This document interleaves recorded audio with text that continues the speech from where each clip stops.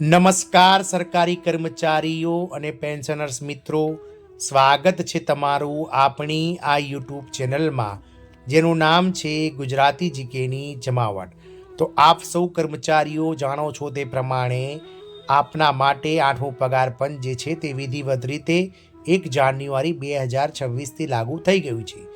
તો હવે દરેક જે સરકારી કર્મચારી અને પેન્શનર્સ છે તેમના મનમાં હાલ એક જ ચર્ચા ચાલી રહી છે કે સરકાર દ્વારા 8મા પગાર પંચની જે કમિટી છે તેના રિપોર્ટ બાદ કેટલા ફિટમેન્ટ ફેક્ટર પર જે છે તે સરકાર દ્વારા સહમતિ બનશે અને સરકાર દ્વારા કેટલું ફિટમેન્ટ ફેક્ટર જાહેર કરવામાં આવશે, જેનાથી હાલના પગારમાં કેટલો વધારો કર્મચારીઓ અને પેન્શનરોનું પેન્શનમાં થશે.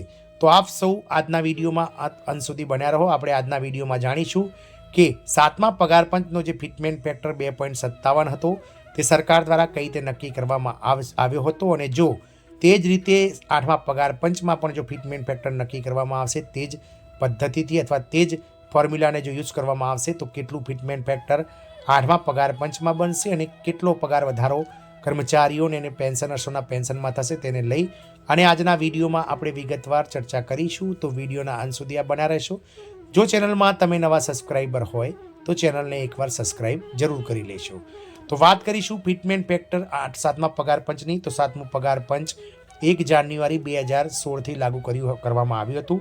કેન્દ્ર સરકાર દ્વારા 7મા પગાર પંચની જે કમિટી છે તેની રચના ફેબ્રુઆરી 2014માં કરવામાં આવી હતી. કમિટી દ્વારા નવેમ્બર 2015માં પોતાનો રિપોર્ટ સરકારને આપવામાં આવ્યો હતો અને સરકાર દ્વારા લગભગ 7 મહિનાના વિરામ બાદ એટલે કે જૂન 2016માં 7મું પગાર પંચ જે છે તે કેન્દ્ર સરકારે લાગુ કરી દીધું હતું અને સરકારી કર્મચારીઓને 1 જાન્યુઆરી 2016થી એરિયસ સહિત 7મા પગાર પંચનો જે લાભ છે તે મળ્યો હતો અને 7મા પગાર પંચનું જે ફિટમેન્ટ ફેક્ટર છે તે 2.57 નક્કી કરવામાં આવ્યું હતું. તો ફિટમેન્ટ ફેક્ટર એટલે કે જૂના પગાર પંચના જે કુલ વેતન જે છે બેઝિક અને ડીએ ને નવા પગાર પંચના નવા ન્યૂનતમ મૂળ પગારમાં રૂપાંતરિત કરવા માટેનો એક ગુણાકાર છે. અથવા તો વાત કરીશું છઠ્ઠા પગાર પંચના આધારે કેટલો ન્યૂનતમ પગાર હતો.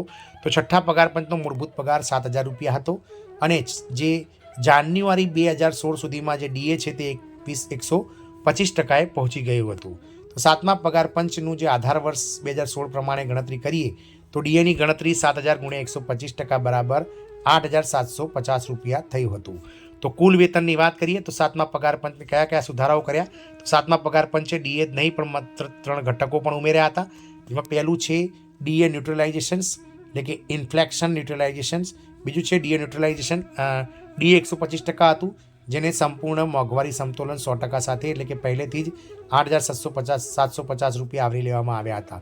એટલે કે ડીએને મર્જ કરવામાં આવ્યું હતું 7મા પગાર પંચમાં જે બેઝિક સાથે.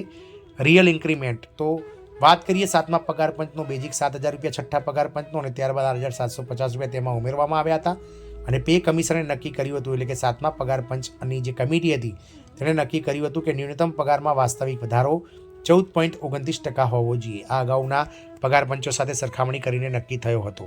તો 7મા પગાર પંચ અને છઠ્ઠા પગાર પંચ પ્રમાણે જે રેશિયોની વાત કરીએ તો છઠ્ઠા પગાર પંચનો રેશિયો હતો 1:12, જ્યારે 7મા પગાર પંચમાં તેને 1:10.5 રાખવામાં આવ્યો હતો.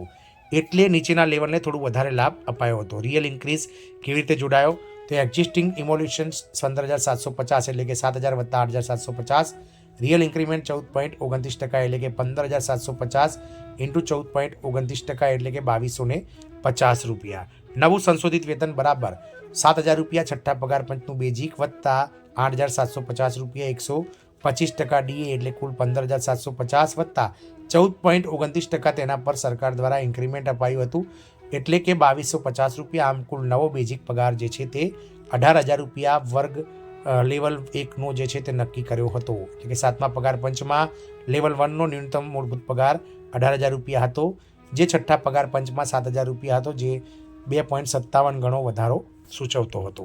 અંતિમ ફિટમેન્ટ ફેક્ટરની ગણતરીની વાત કરીએ તો સૌથી મહત્વનું પગલું છે ફિટમેન્ટ ફેક્ટર બરાબર 18,000 / 7,000 એટલે કે 2.57.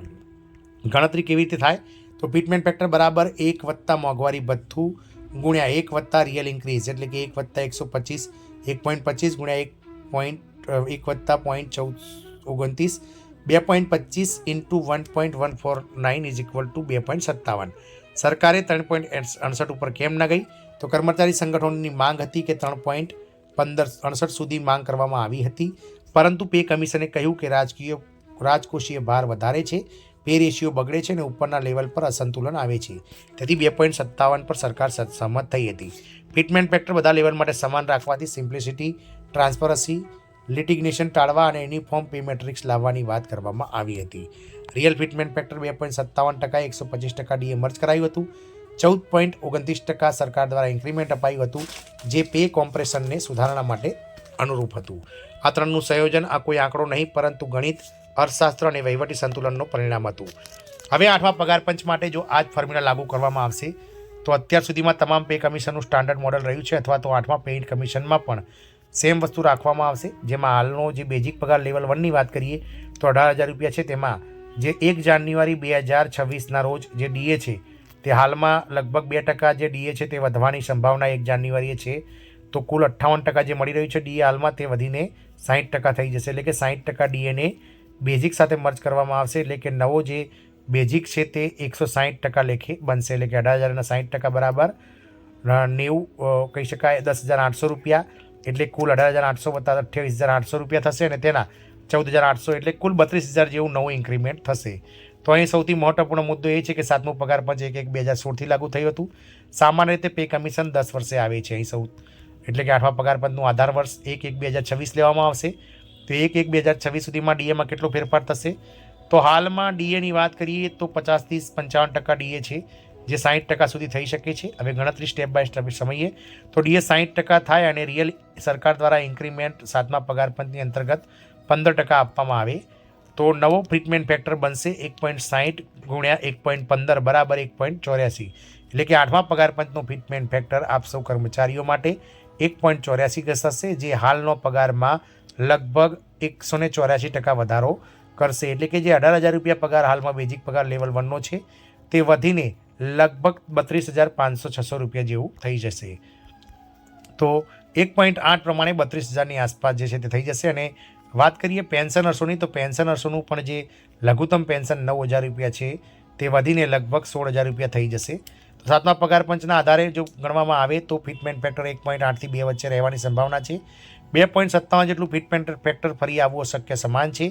સરકાર અને કર્મચારીઓ વચ્ચે સંતુલન સુધારવામાં આવશે અને ડીએ વત્તા રિયલ વેજીસ ઇન્ક્રીમેન્ટના મુખ્ય આધાર દ્વારા જે છે તે સરકાર દ્વારા આ વખતે પણ નક્કી કરવામાં આવશે. જય હિન્દ, અસ્તુ.